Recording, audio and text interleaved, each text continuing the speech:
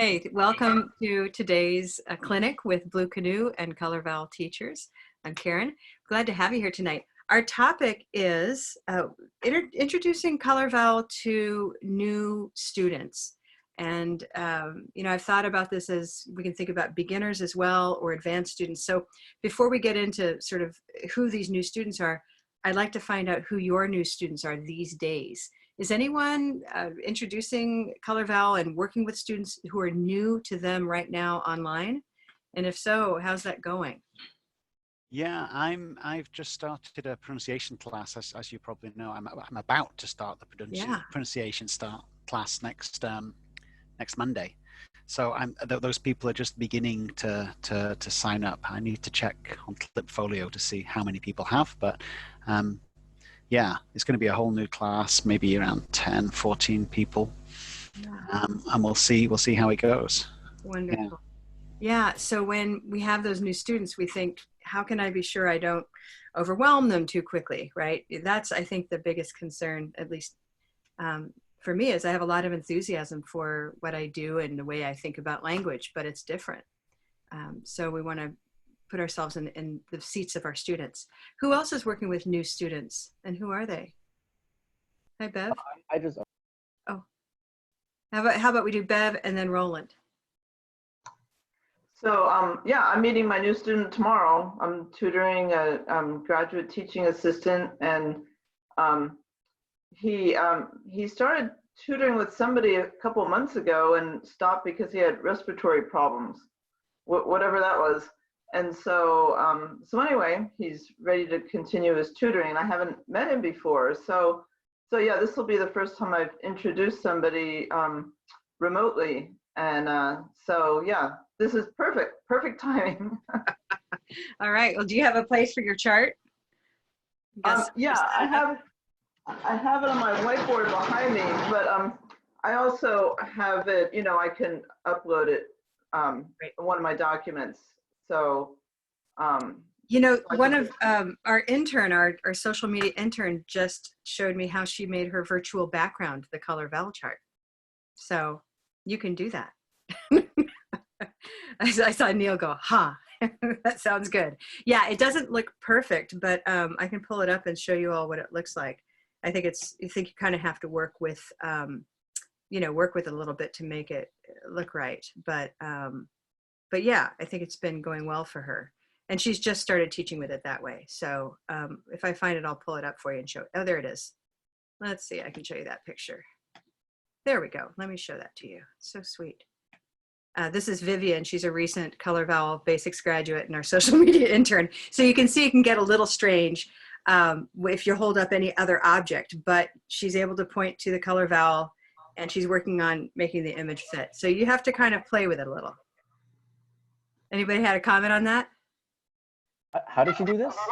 So this is in Zoom. You have the option of using a virtual background, and you can upload your own image in that virtual background. So that's what she did. She uploaded a screen capture of the Color Vowel chart, and I'm happy to provide that image for those of you here. That's one of the benefits of going through basics is you have access to certain digital media, so we can do that. Okay, great.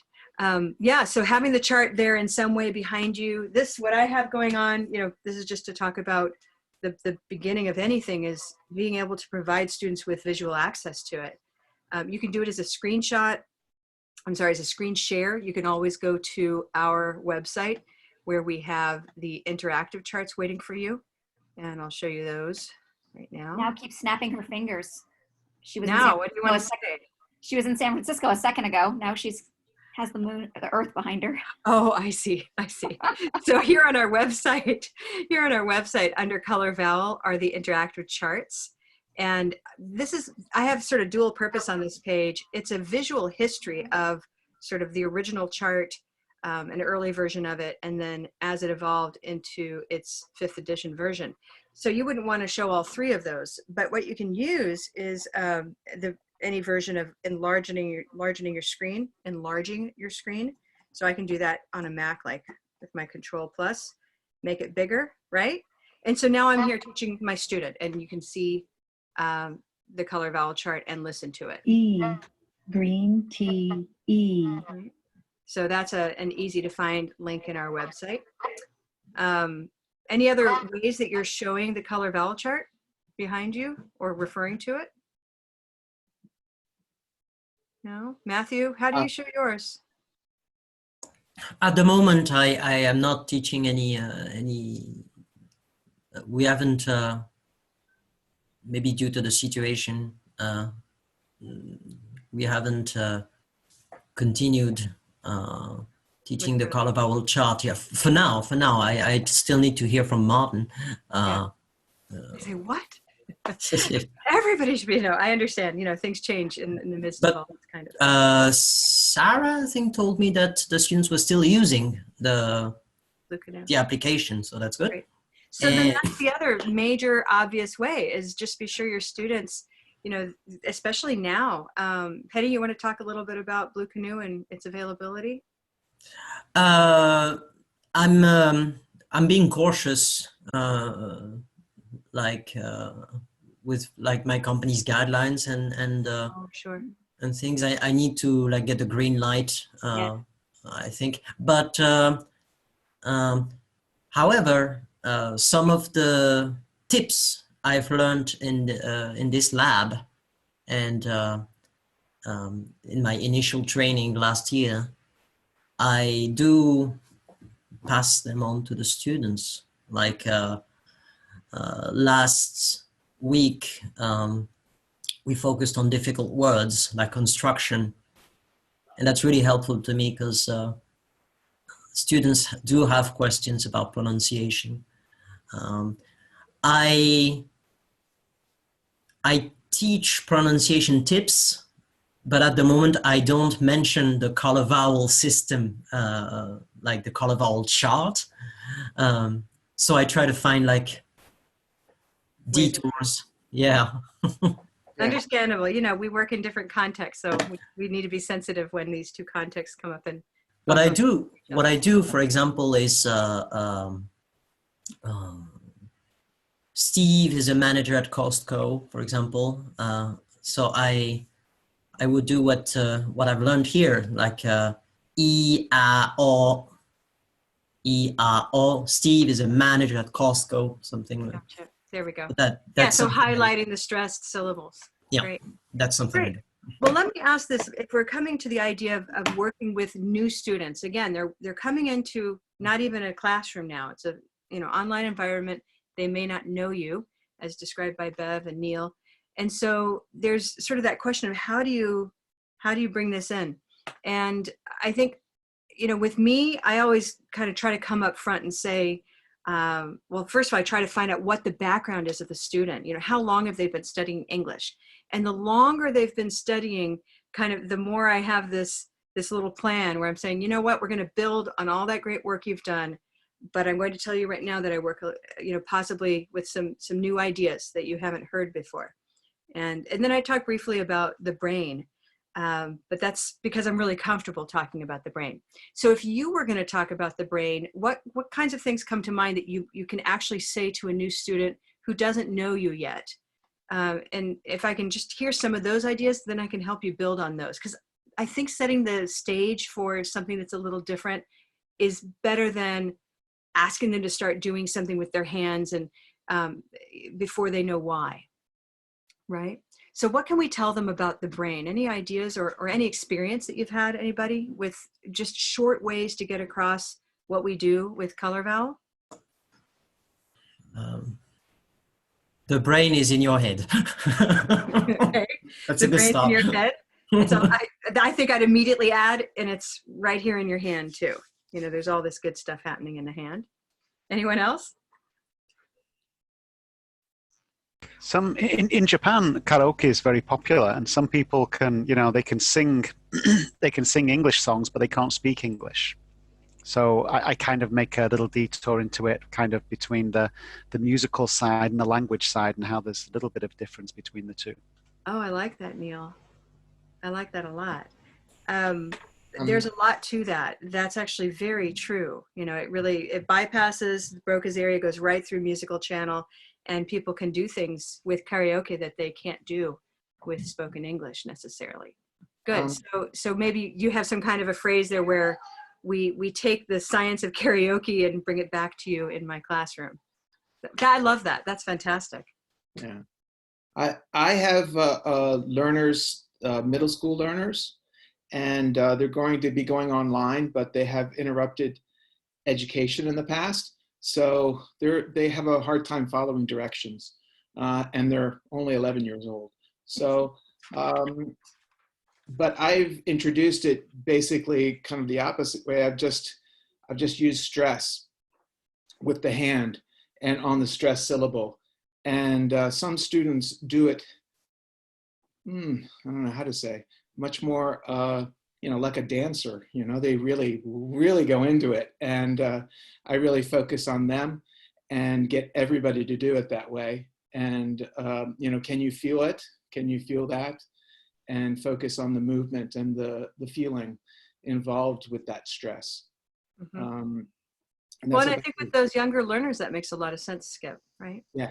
I think it was, and Skip, I know, you're here in the Maryland area when you're not somewhere else. But I think it was a workshop that you might have been at, and maybe, well, I guess Bev, you've only been online. I'm remembering people in places that they haven't been. But recently we had a face-to-face workshop, and I think you were there. We had a middle school teacher who has her students like you, and rather than setting the stage, as I was describing with, Neil and others that work with adults, these are middle school teachers saying, no, I just start doing it and I don't have to qualify it, which makes some sense to me. But this middle school teacher immediately, just rather than even being the hand, she started using these grand gestures. It was sort of stage play, like strike a pose. And it was strike a pose on the stress. So she basically did what you're describing, is dive in, make it physical, and minimize any kind of stage setting. Yes, exactly. Yeah. And some of it's very interesting because certain learners have a hard time focusing, or, and they're the ones that really get into the motion and the movement more. It seems to be correlated. I'm not sure, but I noticed that. Well, those of you who were here a few weeks ago, do you remember I showed a clip of myself with some fourth graders, and we were doing What Color Is Your Name? And there was Eliezer, who more than, all the other kids, like, Eliezer, he was very excited about throwing these words, catching them, and he was more physical than anybody. So that makes some sense to me, that they would be into, physicalizing what they're doing with their voices.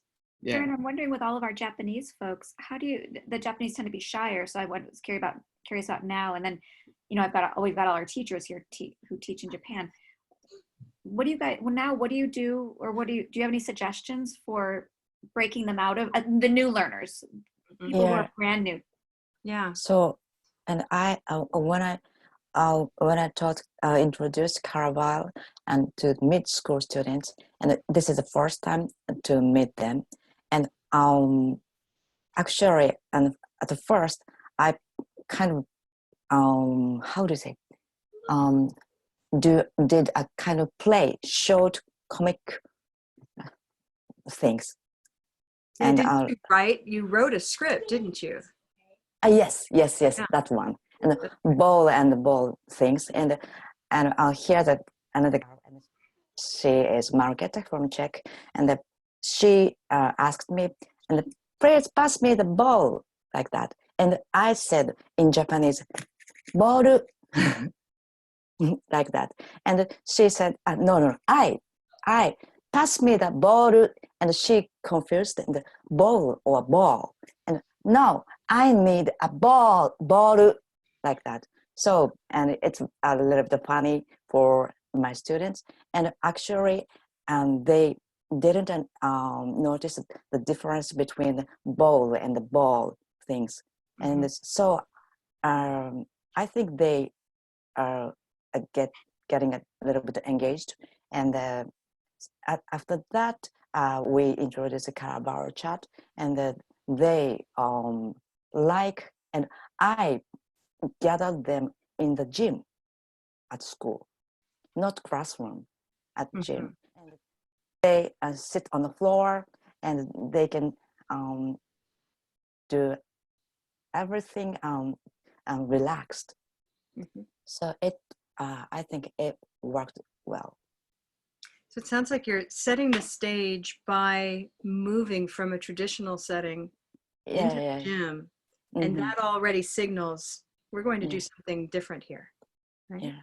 And Skip is not setting the stage with middle schoolers. He's just starting. They're following. Okay. Yeah. We're not gonna start, this program right away.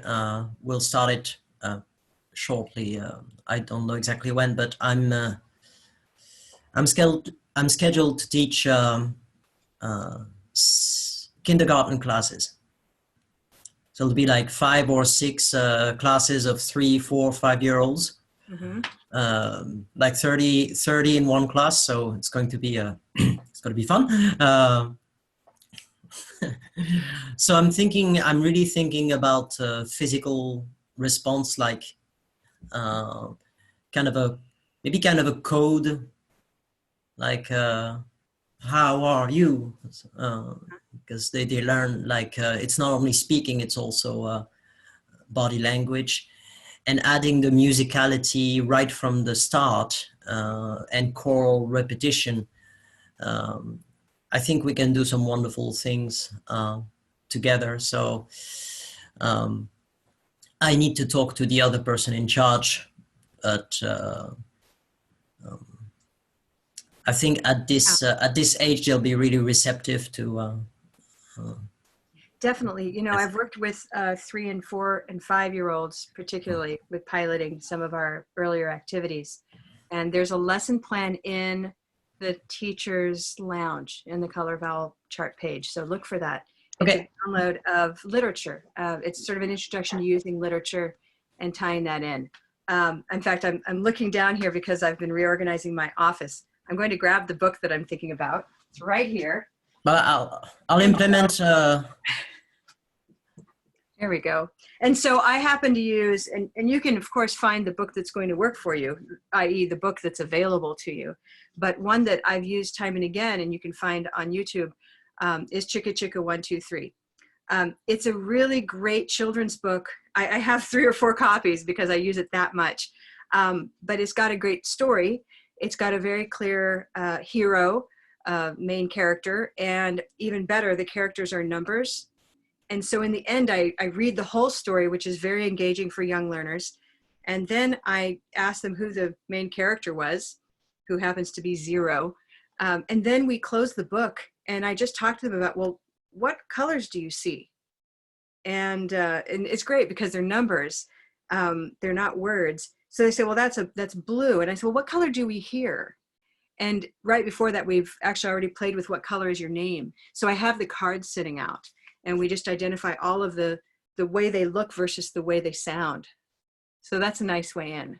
And then on the inside, just as a complete push for this book, I guess actually it's in another one of the books, but you can look here, for example, and see all of the different numbers and identify them by their color vowel as well as their visual color.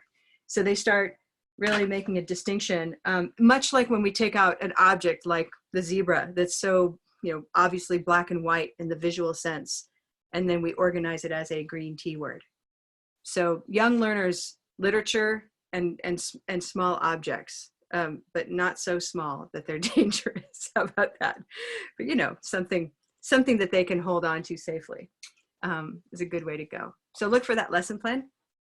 Great. Any other thoughts about that first sort of how you set the stage or don't set the stage? I think that's kind of the theme that we're digging into here. I see some other folks in the room. I was glad to see Skip here. Dottie, are you working with any new students these days?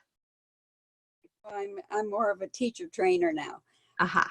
But my experience was teaching. I had to teach the colors first, and then when they learned the colors, then I pointed out that the colors on the color vowel chart helped you to remember the sounds, and that way they connected that the brain helps you remember color. And so then that helps you remember the sound. Very much so. Hey, if you feel like you want your first introduction, say for lower level adults or children, you might want to break out away from the words and also away from the images even. And so we do have these, which are just plain old colored cards that you can print from our website in the Teacher's Lounge. Again, we'll put that up as a link for a resource with this particular evening or this day of clinic. But this is just a very easy PDF, to print out. And that way you can, if you wanted to do a color lesson, you can, introduce turquoise and rose. Little bit conspicuous, but just to take note, when you get to a color like this, it's very easy to have learners end up saying pink, right? Because it's the word they might already know. So beware, just know that if you're going to do any kind of a color lesson, you want to not ask what color is this, but rather tell them, today this is rose. So that's one of the drawbacks of a color-based lesson, but definitely the swatches come in super handy. And I think that's what you're describing in this case, right, Dottie? Yeah. By the way, and in terms of lessons about colors, you can quickly run into some like cul-de-sacs of like, what color is yellow? And then the word yellow is, it's not on the chart, and yellow is actually a red word. And so you want to be careful about early lessons that are based on all of the colors and focus just on color vowels if your purpose is to lay that foundation. I kind of try to consider those separate lessons if you're teaching color words as well. Okay, great. Yeah, but definitely, I like also having the cards for students who are maybe a little overwhelmed by thinking about what these images mean and don't really capture yet that the sound in this color is the position. So sometimes simpler is better. Okay, good. Other ways to set the stage. One thing that I've been doing for my adult students to introduce the color vowel chart before I even show them is I pick two words that Japanese learners typically have a lot of trouble with, which is walk and work. Yeah. So then I only use two of the colors, purple and olive. And if they can say purple and if they can say olive, then they can say purple shirt work and olive sock walk. And then I always see their brain just explodes. Oh my God, I can say the two words now. So then I say that's what this chart does, and then I introduce the rest of the chart. So that's what I've been doing recently with adults here. I love it. And work.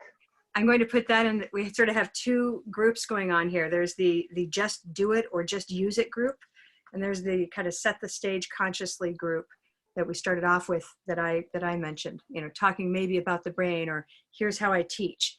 I really like that. That's sort of taking the top of mind problem that your Japanese students always struggle with walk and work or think they do. And so you can attach that immediately to the chart. That's great, Roland. Yeah. So finding those, yeah. I just said, yeah, for the same thing, the same binary choices we have. I've introduced, like with Spanish speakers, I just have them, I get them to come up with their vowels and how many vowels they have. And then they do it, and then I go to the color vowel chart, say these are the vowels in English. And that way they can conceptualize the whole thing, because otherwise they look at it and go, well, what is all this? Especially 10-year-olds, they're kind of overwhelmed by it. Yeah. Oh, that's right. Yeah, they get a really good picture. Yeah, finding that bridge. If the Japanese learners' top of mind problem is walk and work, that's your way in. If you know enough about what Spanish speakers are thinking, or Japanese speakers, by the way, then they'll be very receptive to that. Many of you are familiar with, there's a graphic I'm looking for here. You're familiar with how I've used the chart to sort of show those 5 locations. In fact, I can do it right now with this. You don't even have to have a fancy PowerPoint. Here's my fancy roll of tape, right? This is just painter's tape, but I like it because it's white, so it's really visible. And you can represent those 5 vowels of Japanese or those 5 vowels of Spanish or, you know, the 4 to 6 vowels of some other languages. But those 5 that all of those languages have a lot of the times are a, e, I, o, and u. And this circle shows, or sort of, it very nicely symbolizes how these are non-moving sort of inner versions of these other vowels that we have in English, right? So this is a, that's like a, ah, and And I found time and again that learners really respond when sort of along the lines of what Skip was saying. How many vowels do you have? And then we just chart them right on there. And there's always tape in the classroom, so. I've done it with coffee cups. I've done it with anything that's round. And with the smaller charts, I use a quarter, and we actually just move the quarter around on a flat lying object just to show where these vowels are. So if you're ever curious about that, we have a lot of those videos in our YouTube channel where I mention those vowels. Yeah. I like the ideas of anchor phrases. I mean, you can teach words like pencil, student, which is very good. But anchor words or anchor phrases like great or really or what, and from the, it's a good way to illustrate the different colors on the first day. Right. And it could be something you rehearse every lesson at the beginning, like really, and then great, and then never, or. That's right. In fact, we have a few of those that I've developed over time, and so I'd be happy to share those with you as well. See if we have one that goes like this. If everybody's muted for just a second, you can follow me and just do it yourself. So it's at a rate like this, and you can just follow. We always use the same order. So I'm going to touch it. Okay. We said, it's me. It's me. Green tea. It's me. It's simple. It's simple. Silver pin. It's simple. That's great. That's great. Gray day. That's great. You're the best. You're the best. Red pepper. You're the best. That's a fact. That's a fact. Black cat. That's a fact. So, you know, you can put together what the phrases are, but they, you know, they're short and they fit a rhythm and would go about twice as slow as I just went with you. But the idea is that they know you're going to come around and up, because that's really the best way to introduce them to the chart. In my, you know, my opinion is you want them to know the whole chart, at least in passing. And you want them to know it every day you get together, because it's laying down a foundation of seeing the chart and doing something with it. They don't have to be perfect, and they don't have to know everything about why, but they can repeat and visit these sounds once a day with you. And then you can change them from green T-E to it's me, or it's unbelievable, or whatever other phrase you decide to create as you move down and around the blue, up through mustard to purple, and finally brown and white. Those are, you know, the strategies I teach you in that basics course, so that you have the foundation, and then you can create from there. So has anybody created any other chants around the chart that move into phrases or a topic? Give it a try. You know, as long as you keep that same order, then your students know that the next phrase is going to be silver, and it's a lot easier to keep a sense of flow. And I'll see if, as we post this session recorded, that I'll post an example of a video with one of those chants in it. Okay. Yeah. Great. And I created a kind of Cinderella thing, and like sorry, ugly stepmother, or like that. Ugly. Oh my God, I forgot that. But I picked the line. I picked the word from the line from Cinderella, and then we created a kind of chant. And actually, they love chant than just a line. Yeah, chants are very compelling. I agree. Great. Well, thanks everybody. I'm going to just take a moment to summarize what we talked about tonight, a bit of a brainstorm here, or a coming together of the minds. The topic has been introducing the chart for the first time with your new student, especially online. We started with just the importance of finding some way to share the chart as a visual object, because otherwise, how are they going to get to know it, right? And then we had sort of two camps, and we talked about partly by age or maybe their expectations, where either you might set the stage in a very conscious way, maybe with some adult learners and professional learners who have sort of firm ideas of what they normally expect in some kind of situation like this. You might have an explicit talk about the brain or about how you teach. And then there were a lot of you, and I agree with this too very much, of simply diving in and doing it, either with the gestures, diving in with a play, reader's theater, some other way, finding, as Roland did, finding a top of mind problem for that particular learner's language, and solving it with the chart, and then they're in. So lots of ways to establish that relationship with you, your student, and the chart as part of the solution.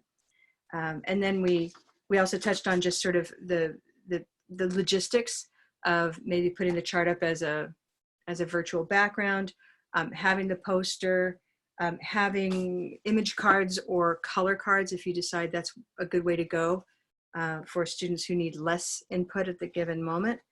And we also talked about literature. So, we've got a lot of ideas put together here. The idea being, this is the big theme, there's no one way to do it. And there are lots of right ways, as long as you bring them into the center and give them access to the chart. Don't hold back and just give them one color vowel or two. This is a whole map that they need that helps them organize what they're doing when they work with you. Okay, so thanks for joining me tonight, and we look forward to next week. I'm trying to remember, Penny, do you remember next week's topic? No, but I will put it in with the recording, you guys. Okay, I do have it here. Ta-da! I ask you questions I can find the answers to. Next week is, why do sheep and ship sound the same to me? And you can replace sheep and ship with any two words like walk and work, because the topic is allophones. And if you haven't heard about allophones, that's the topic. If you have, we're going to dive deep into why they matter and how to help a learner understand A, why they can't hear the difference, and then B, how to transition them into making the difference while they work out how to perceive the difference. So that's next week's topic, okay? Thanks a lot for being here. We'll be posting the recorded version shortly with links to some of the resources that we mentioned tonight, okay? Thanks so much. Stay safe, stay healthy. Cheers. You too. Bye-bye. Enjoy the beach, Simon. Goodbye. Bye-bye. Bye. Be well. Thank you.